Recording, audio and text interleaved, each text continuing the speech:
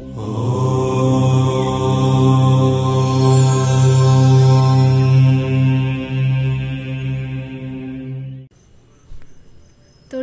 நண்பர்கள் அனைவருக்கும் வணக்கம். நான் உங்கள் பிரியமுடன் பிரியா, விருதுநகர்லேருந்து பேசுகிறேன்.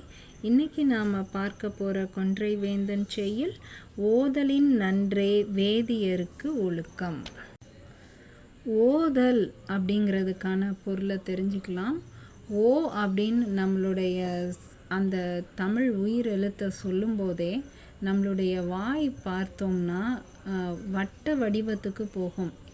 இந்த வட்டம் அப்படிங்கிறதுக்கே என்ன பொருள் எடுத்துக்கலாம் அப்படின்னா, அதற்கு தோற்றமும் ஒன்று தான், முடிவும் ஒன்று தான். எந்த இடத்துல நம்ம ஆரம்பிக்கிறோமோ அந்த இடத்துல முடியும். அதுதான் முழுமையான ஞானம். அப்போ ஓதல் அப்படிங்கிற சொல்லுக்கே என்ன பொருள்னா, ஆதியும் அந்தத்தையும் உணர்றது. அப்படிதான்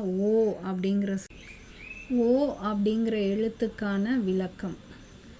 இந்த ஓ அப்படிங்கிறதுல இருந்து தோன்றியது தான் ஓதுவது. ஓதுவது அப்படின்னா அனைத்தையும் நாதம் மூலமாகவே நாம் புரிந்துக்கக்கூடிய அறிவு, அதுதான் ஓதுவது. இப்போ வேதங்கள் ஓதுவது அப்படின்னா நாம் நல்ல விஷயங்களை கற்பது, நாதம் மூலமாக அறிவை நம்ம உள் வாங்கிக்கிறது, அதுதான் ஓதுவது. இந்த இடத்துல ஓதுவது நன்று அப்படின்னு சொல்லலை, ஓதலின் நன்றே, அதாவது ஓது கூட்டல் இன் அப்படின்னு கொடுத்துருக்காங்க. இந்த இன் அப்படிங்கிறது என்னென்னா, இலக்கணத்தில் வேற்றுமை உருபா நம்ம சொல்கிறது. அதாவது ஐ, ஆல், கு, இன், அது, கண் சொற்களை நாம் பயன்படுத்தி நம்ம சொல்ல இருக்கக்கூடிய அந்த சொற்களுக்கு இன்னும் வேறு விதமான ஒரு உயர்ந்த பொருளை வேறுபடுத்தி நம்மளால் காட்ட முடியும். அதுதான் வேற்றுமை உருபு. அதாவது ஓதலை விட அப்படின்னும் சொல்லலாம். அந்த இடத்துல ஐ சொல்லியிருந்தா, ஓதலால் நன்று அப்படின்னு சொல்கிறது மூலமாக இந்த ஓதுவதுனால தான் நன்று அப்படின்னு சொல்லலாம். ஓதுவதன் கண் நன்று அப்படின்னா இதை படித்தாதான் நல்லது அப்படின்னு சொல்லலாம். ஆனால் இந்த இடத்துல ஓதலின் நன்று அப்படின்னு சொல்லியிருக்காங்க. அப்போ இந்த ஓதலை விடவும் இன்றியமையாத ஒன்று நல்ல செயல் அப்படின்னு சொல்லியிருக்காங்க. அது என்ன அப்படின்னா வேதியருக்கு ஒழுக்கம். இந்த வேதியர் அப்படிங்கிறவங்க யாருன்னா, நம்ம பலரை வேதியர் அப்படின்னு சொல்லுவோம். வேதங்களை ஓதக்கூடியவங்க, அவங்களையும் நம்ம வேதியர்னு தான் சொல்வோம். நல்லா கற்று தெரிந்த அறிஞர்கள், மேதைகள் அப்படிங்கிறவங்களையும் வேதியர் அப்படின்னு சொல்லுவோம்.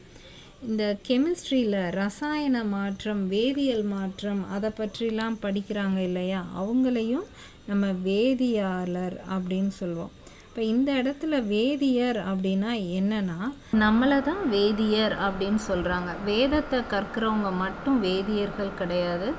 அறிவு சார்ந்த கலையாக இருக்கட்டும், இல்லை பாடமாக இருக்கட்டும், அதை ஒருவர் கற்று தெரிஞ்சிட்ருக்காங்கன்னா அவங்க தான் வேதியர்.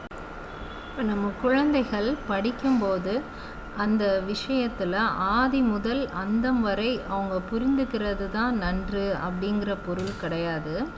அவங்க என்ன விஷயம் எவ்வளோ தூரம் கற்றுக்கிட்டாங்களோ அதை அவங்க புரிந்து அதன்படி நடக்கிறாங்களா, அதன்படி ஒழுக்கமாக இருக்காங்களா, அதுதான் நல்லது. முழுவதுமாக படிக்கணும் அப்படிங்கிற அவசியம் இல்லை. படித்தவரை ஒழுக்கமாக நடக்க வேண்டும். அந்த குழந்தை படித்து அடுத்து வளர்ந்து வரும்போது தான் கற்றதை பிறருக்காக பயன்படுத்துவது, அதுவும் ஓதுவது தான். சொல்லி கொடுக்குறதும் ஓதுவது தான். அந்த இடத்துல வரும்போது நாம் சொல்லி கொடுக்குறத விட ஓதுவதையும் விட எது நன்று? வேதியருக்கு ஒழுக்கம். அந்த இடத்துலையும் வேதியர் அப்படிங்கிறவங்க நாம தான். நமக்குள்ள சில ரசாயன மாற்றங்களை ஏற்படுத்துறது தான் நாம் கற்ற கல்வியினுடைய நோக்கம். அது எப்போ சரியாக இருக்கும்னா, நமக்குள்ள ஒரு ஒழுங்கு இருக்கும்போது. ஒரு மருத்துவராக இருந்தால் எந்த மருந்தை எப்போ கொடுக்கணும், எதுக்கு அடுத்து எதை கொடுக்கணும் அப்படிங்கிற புரிதல் வேணும். நம்ம வீட்டில் ஒரு சமையல் செய்கிறவங்களா இருந்தால் கூட ஒன்னொன்னுலையும் நாம் ஒரு ஒழுங்கை கடைப்பிடிக்கணும். அதுவே சிறந்த பயனை தரும். ஒரு விஷயத்தை நம்ம முழுவதுமாக படிக்கலை அப்படின்னாலும் அந்த விஷயத்தில் நாம் ஒழுக்கமாக இருந்தோம்னா அதுவே அனைத்து ஞானத்தையும் கொடுத்துரும். இப்போ அந்த ஒழுக்கம்தான் சிறந்தது அப்படிங்கிறத தான் ஓதலின் நன்றே வேதியருக்கு ஒழுக்கம் இந்த செயல் மூலமாக சொல்ல வராங்க. கொன்றை வேந்தனோட அடுத்த செய்யுள் அவ்வியம் பேசுதல் ஆக்கத்திற்கு அழிவு. அவ்வியம் அப்படிங்கிறது பொறாமைப்பட்டு நம்ம பேசுவது ஆக்கத்திற்கு அழிவு. அதுவே நம்மளுடைய முயற்சிக்கு தடையாக மாறிவிடும். இதற்கான இன்னும் ஆழமான பொருளை அடுத்த வாரம் பார்க்கலாம். அதுவரைக்கும் சிந்தித்து இணைந்திருப்போம். நான் உங்கள் பிரியமுடன் பிரியா. தொடுவானம் நண்பர்கள் அனைவருக்கும் நன்றி.